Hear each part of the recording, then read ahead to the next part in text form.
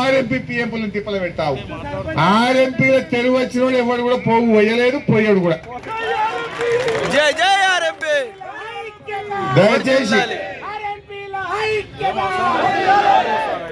మీరు కూడా కలిసి ఉండాలి. నాదొక చిన్న సూచన, జర మీ దాంట్లో విడిపోయి కూడా నా సొంటోళ్ళు వైద్య ఆరోగ్య శాఖ మంత్రుని సాయం చేయబోతే మీరే కోర్టుకు పెట్టి స్టే తెచ్చే వరకు నేను పని చేయలేకపోయినా.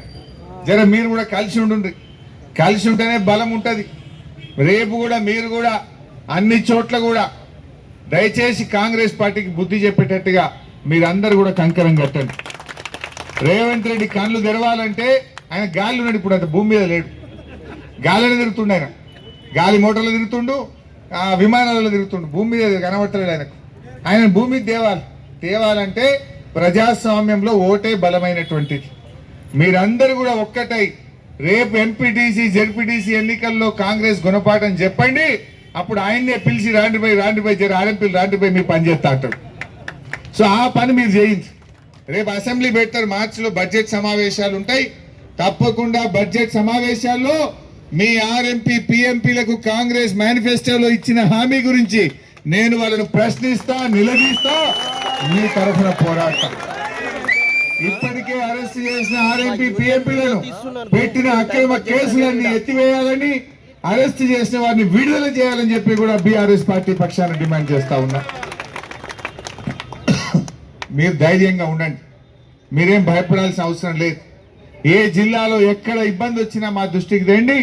మా బీఆర్ఎస్ పార్టీ వచ్చి మీకు రక్షణ కవచం లాగా నిలబడుతుంది, మిమ్మల్ని కాపాడుకుంటుంది.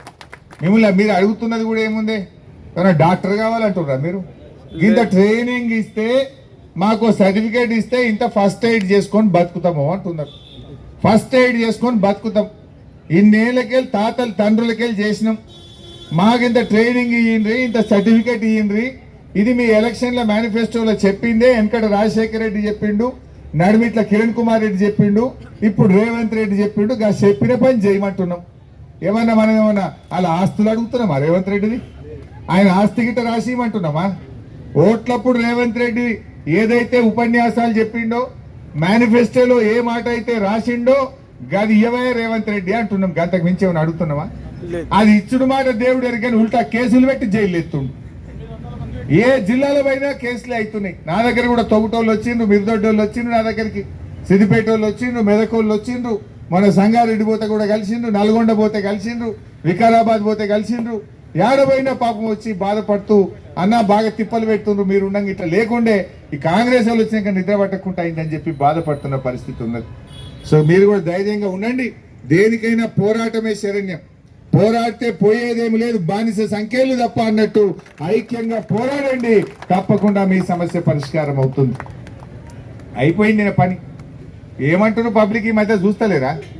కాంగ్రెస్ ఎమ్మెల్యేలే చెప్తున్నారు ఇది 30% గవర్నమెంట్ అని. ఓ కాంగ్రెస్ ఎమ్మెల్యే చెప్తలేడా? ఏదో భూమి కావాలి పంచాయతీ చేయమని పోతేనట 30% అడిగిండట ఒక మంత్రి.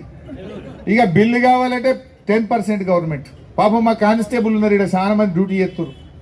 నేనుండగా వాళ్ళ సరెండర్ లీవ్ బరాబర్ 15 రోజులు ఇచ్చిన. కాంగ్రెస్ వచ్చింది, సరెండర్ లీవ్ ఇప్పుడు 7 రోజులకు తగ్గించారు. వాళ్ళ పిఎఫ్ పడతలేదు, వాళ్ళ ఆరోగ్య భద్రత కార్డు పనిచేస్తలేదు పోలీసు వాళ్ళకు వాళ్ళ జీతాలు సరిగ్గా టైంకు పడతలేవు. హోంగార్డులను అయితే గోసపుచ్చుకుంటున్నారు. ఎవరిని చూడు పక్కకి తీసుకపో పోలీసు వాళ్ళు కూడా వాళ్ళు కూడా దుఃఖం చెప్పుకుంటారు. అది నువ్వు పోలీసు వాళ్ళని అడుగుతావా, రోడ్డు మీద పోయి ఆటో డ్రైవర్ని అడుగుతావా, ట్యాక్సీ మొన్న రోజు ట్యాక్సీ ఎక్కిన, నువ్వు మాట్లాడితే అన్న సిద్దిపేటలో మా అడ్డ మీద ట్యాక్సీ అడ్డ మీద కలిసిన. వాళ్ళు అంటున్నారు ఏమిరా తమ్మి అంటే, అన్న అప్పుడు మీరు ఉండగా మంచిగుండనే నెలకు 16-17 గిరాకీలు దొరుకు, ఈ కాంగ్రెస్ వచ్చినాక 3-4 గిరాకీలు దొరకలేవే, ఈ ఇన్స్టాల్మెంట్ వెళ్తలేదు, ఇంటికాడ కిరాయి వెళ్తలేదు, పిల్లల ఫీజు కట్టలేకపోతున్నా అన్నాడు. నిన్న ఒక ఆయన పెళ్లి కార్డు తీసుకొని వచ్చిండు. వస్తే కార్డు తీసుకున్నాక ఎట్లా నడుస్తుంది తమ్మి ఆయన ఫోటోగ్రాఫర్, ఆయన వీడియోగ్రాఫర్ ఫోటోగ్రాఫర్ దుకాణం ఉంది. ఏమిరా తమ్మి నీ దుకాణం ఎట్లా నడుస్తుంది, నీ వ్యాపారం ఎట్లుంది అన్న. ఏమోనా ఈ కాంగ్రెస్ వచ్చినాక అంత నడతలేదు, ఆగమైపోయినాం,